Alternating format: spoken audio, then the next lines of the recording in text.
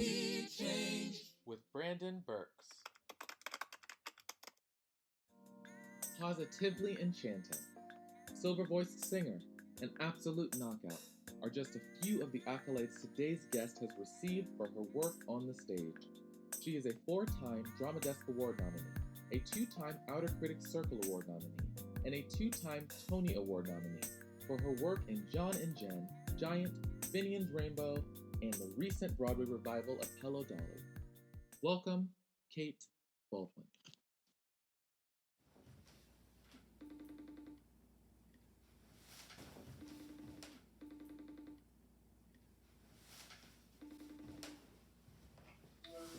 Hello! Hi! Look at your cute little corner there. I just did it. Do you like it? I love it. Did you stage it specifically for this? Yes. Here's the thing. I'm so glad you were able to do this with me, though. This is so fun. Well, sure. I mean, it's always fun to do things like this with a person I know. Yeah. You know what I mean? Like, it makes such a difference when it's a person that you like and will ask you good questions. Right. And it's and is positive and. I felt like at rehearsal I was always like, "Psst, Kate," and I would ask you I would ask you one question and I'd be like, "Oh my god, fascinating." I'll ask her another one like next break, So I'm like, let me just. Rehearsal seem like a billion years ago? Yes.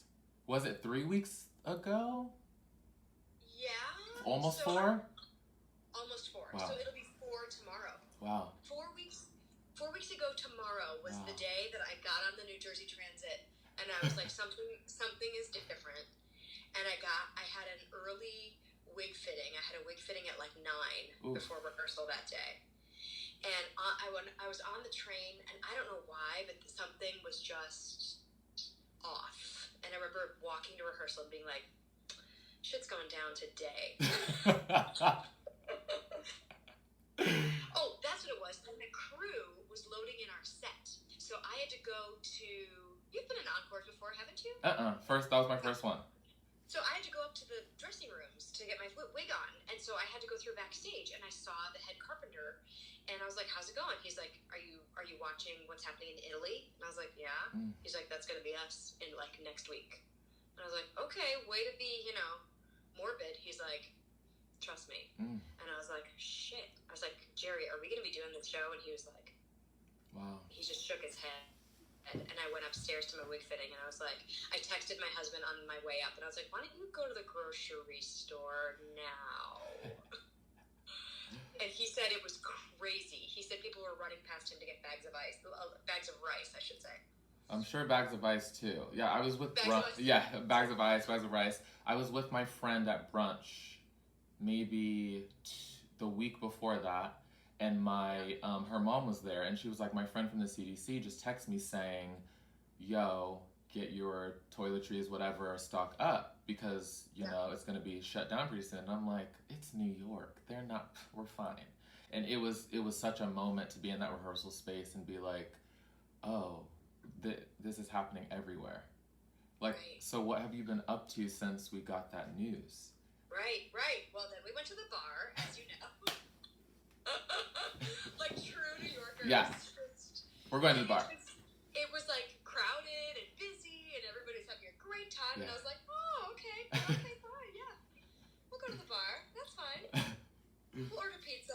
We'll have discussions. And then I came home and I was sad, and I think I've talked to Vicky. I talked to Vicky and Stokes the next day, and I talked to Vicky and Stokes the day after that, and we've been keeping in touch with each other and just trying to, touch base and exchange stories and all that kind of stuff. Vicky is so determined to get this show back up and running. She is so determined. Thank God. I agree, because don't you think it needs to be seen? I didn't realize it until Designer Run. Because the show is so just everywhere. Pieces. It's pieces put together, but when it's the way she directed it and just like everybody and the way they shine in their track, that was so cool to experience because I've never had a designer run that felt like that. So that was really, and I'm like, I can't wait for people to see this. I was really bummed that people weren't going to get to see it. Yeah, I I agree, because I don't know how you felt, but like I hadn't seen half the show. I'd only seen the half that I was in. I hadn't seen what everybody else was working on. Whatever. And that ballet took me out.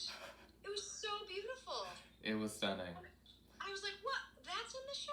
Are you kidding me? Because my piece was like halfway in there too, because we learned it, and then he put all 3 couples together, and I was like, Joanne! She's brilliant. I know. Joanne is brilliant. So, what major changes have happened in your daily routine? Well, I'll tell you the major change is that I usually don't take a shower until like 5 o'clock in the afternoon now. It's bad. It'll be like noon, I'll still be in my pajamas. Yeah. Having, had a full morning of being on the computer, writing emails, corresponding with people, reading the newspaper, homeschooling my son, who is in 3rd grade. Wow. Making sure he has 4 subjects or 5 subjects a day. So making sure we get through the majority of stuff by lunchtime. And then I turned around and I was like, I am still not wearing a bra, and my son is almost 9, and I need to get it together and like show him some decent behavior here. So really my life has been consumed by making sure he has some sense of normalcy. And I was actually saying this to a group of Broadway parents on Facebook. I was like, I feel like my whole day is spent performing for my child. Wow. It's like, this is fun. This is normal. Oh, look at this. How fun is this going to be? This is going to be great. All this kind of stuff. And then he goes to bed, and then I read the news or I watch videos online about what's happening, and it all comes crashing in. And I go through these like waves of trying to make sure he's okay and doesn't see my fear. Wow. And then because I can't let him see, because what's more scary than like your parent cracking in front of you? You can't see that, right? So I want him to feel safe. So I pretend all day long, and then I read the news, and then I get the real thing. Wow. I know, that's intense, right? I am in this age bracket where all of my friends are like, oh, I'm working out at home and I'm cooking more and this, that, and the other. And I know that there's a whole nother part of the world that's like, I'm with my kids all day now. And so I have no clue what that feels like. I applaud you for that, because I imagine it is difficult. Yeah, it's also difficult because it's a big change for him. He's like, the first week, my son is a really good student. He's really curious. He's really smart. But he would say things like, you're not my teacher, and stuff like that. And he's right. I'm not his teacher. I'm his mom. And you know what it's like when you hear a bit of advice and it just clicks in your mind, but it's because you heard it from the right person at the right time. Yeah. And usually it's not from your parent. Yeah, most of the time. Yeah.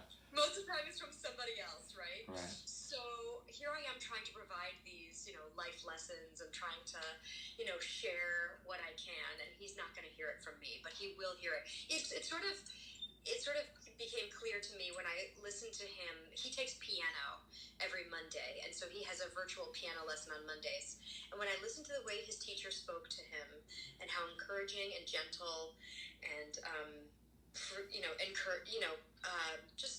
she just stuck with him through his frustration.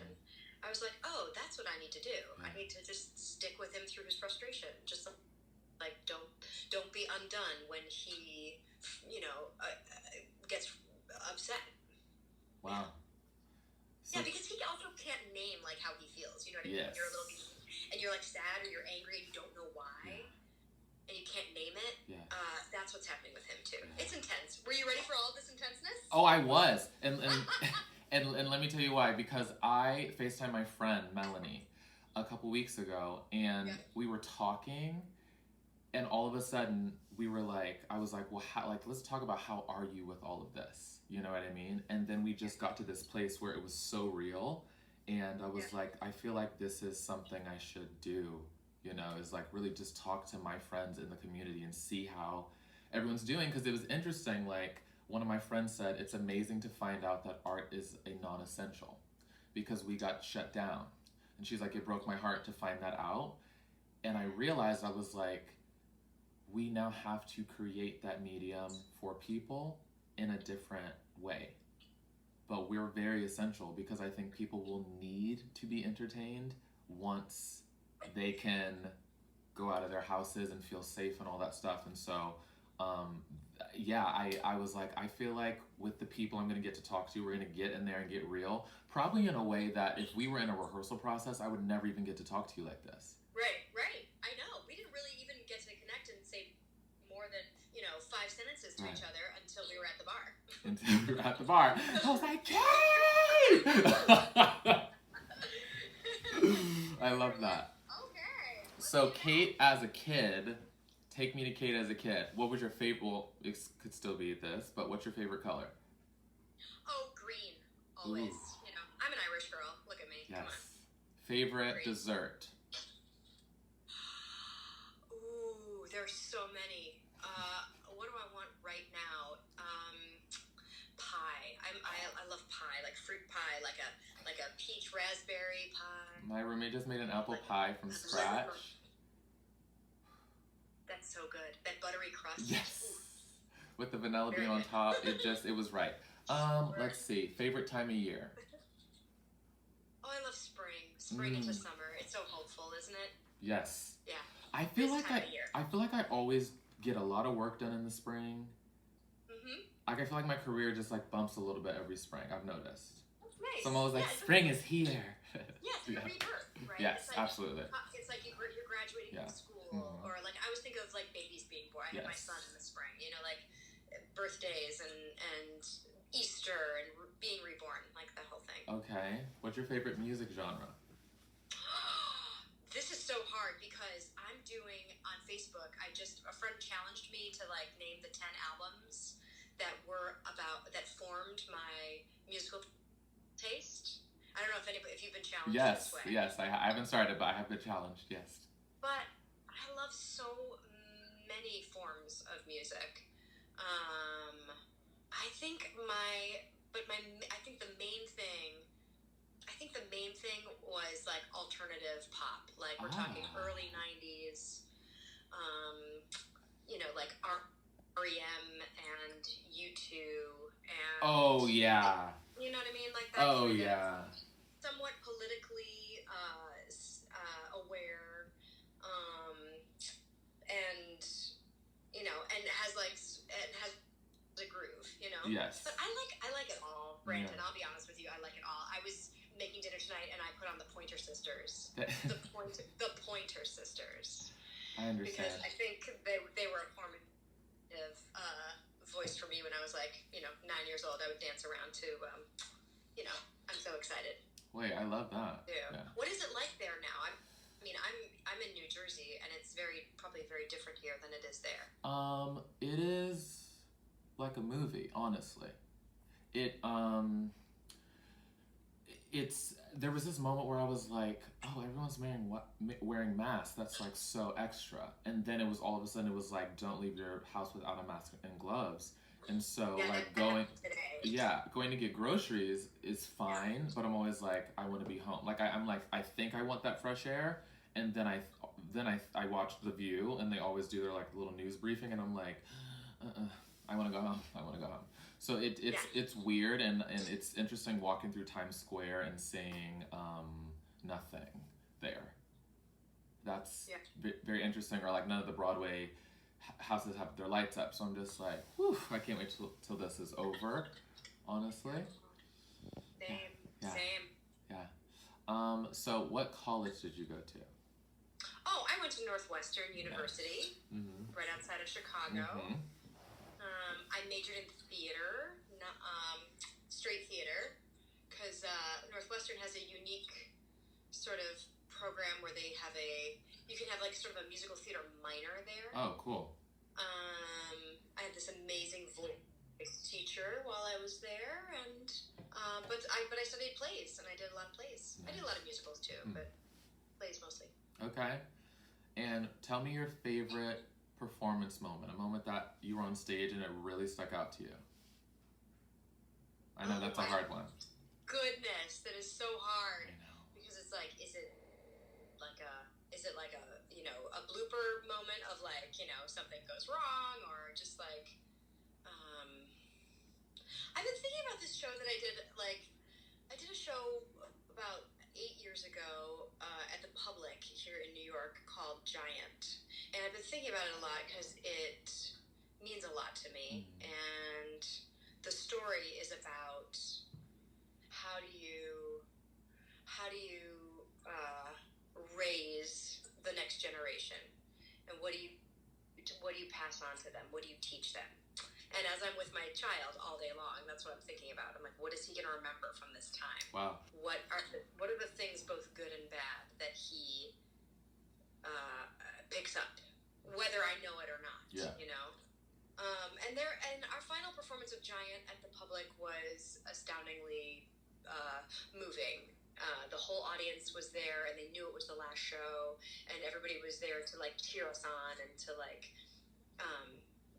to sort of celebrate what we had created. Yeah. And just the standing ovation at the end of that show was something I'll never forget. Yeah. And Brian Darcy James is in the show with me, and we turned to each other, and he was like, I've never seen anything like this. Wow. It was really it took all the words I had away. I couldn't, I was a puddle on the floor after that one. That was amazing. That's so cool. I love those moments that you can't even really talk about because you just remembered feeling them, and you were just performing, Yeah. Wow. Yeah. Do you have one like that? You're so young. I want to say Singing in the Rain last year. I was Cosmo, and there was something about the exchange that I had on our like press opening with the audience during Make 'Em Laugh that I could not find in rehearsal. There was just something about rehearsal. I was like, it's not funny, and like I couldn't figure out all the nuances, and I just was like, my friends are here, we're open now, get out of your head. And I just had so much fun on stage, and then the payoff of the audience like laughing and being so involved in the moment with me on stage, because I was able to ad-lib and like take time, and like the music stopped and all this stuff. It was just like, oh, I'm supposed to be a performer. Like this is what this moment with an audience is what I've dreamed of. So I think as of now, that moment was definitely defining for me. Well, and how wonderful that it was a moment of letting go too. You know what I mean? After trying so hard, to have that experience as a letting go moment is really cool. So watching you in rehearsal, you look as if you have completely. I love a skirt. I love a rehearsal skirt. I love a shoe change. You can say it. It's fine. No, but I wasn't even thinking about that. I wasn't even thinking about that, but now that I think about that, you do really endow yourself with different pieces and clothing and stuff in rehearsal, and I am the same way. I'm like, where's the hat? Where are the gloves? Like, I need to feel that moment. So do you study the lines a lot so that you can just let go within the scene, or are you just like at this point, yes. Okay. I sort of, for this one, because we were going to work so fast, like I wanted to be as ready as possible, and I didn't want to be fumbling for lines. And truth be told, God bless Stokes, because he was dealing with me the whole time, and he'd probably say the same thing, like I was dealing with him. But he wanted to be perfect with his dialogue, and I'm more of I'll get the essence of the line right. And most of the time, I would say 90% of the time, when I show up for the very first day of rehearsal, I have all the lines. I have it down. Wow. Yeah, but every now and then, like when we get into it, like I'm like, was that a then or a and? Like little words like that, I can sort of like start to trip myself up. Whereas he would stop on those and be like, I need to know what it is. I need to know if it's and or then. I don't want to rehearse it the wrong way. Wow. Or I'm just like, you know what? I have the sense of it. And also because it's encores, you have to get it up and ready so quickly, and I wanted to feel comfortable with it because I knew we'd be putting it. Well, I thought we'd be putting it in front of an audience in a much shorter time. So Wow. yeah. Okay. Well, that was good to learn from, because I feel like in your training, as you think, oh, I have time, like I'll have rehearsal and I can really figure it out. And I feel like by the time you get to that first day of rehearsal, you have to just know the material so that you can figure out the rest of all the weird stuff that happens. Like, where do I stand? Who grabs me?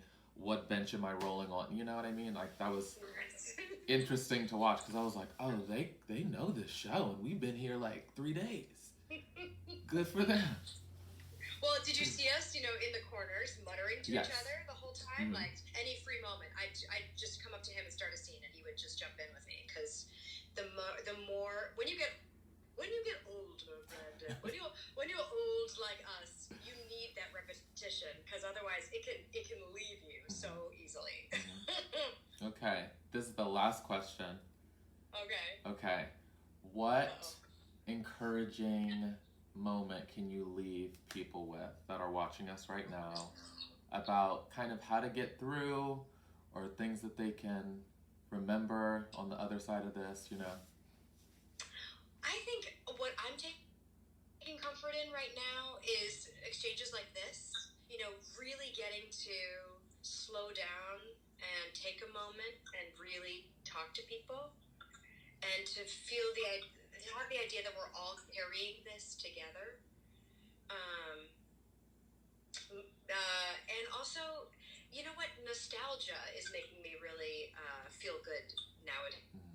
It's like remembering the pop songs I listened to when I was 9, 10, 11 years old, or remembering past performances, or past things that, like your Cosmo moment, that things that make you feel good are important to embrace right now, because so often we're moving so fast and we're always looking for the next thing, and you don't take the time to look back at what you've done and sort of just look at it and pat yourself on the back and say, oh, I did that. Mm-hmm. Oh, that was good. Yeah. Oh, I'm proud of that. Yeah. Or I would have done that differently, Yeah. But I think it's good to sort of assess it that way, and not even assess, but close a chapter and have some closure about it, as opposed to, I'm trying to get away from like worrying about the future, because the truth is we don't know. We just don't know. Yeah.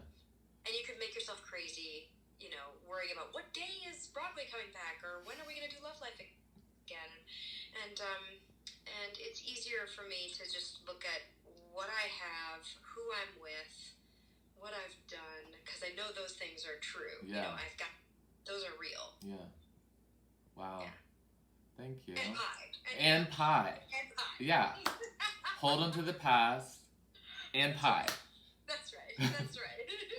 Well, I await the day we get to do Green Up Time full out. That comment took me out. I was like, excusez-moi.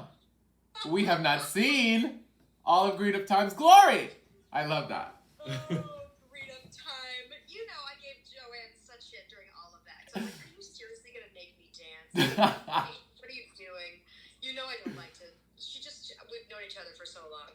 She just knows that I hate it so much. So that's why that's her version of, like, okay, Kate, this is your soul. Come out to the middle and do your part. I was like, oh God, like some special hell for me. Anyway, yes, someday I will give you full out Green Up Time. Cannot wait.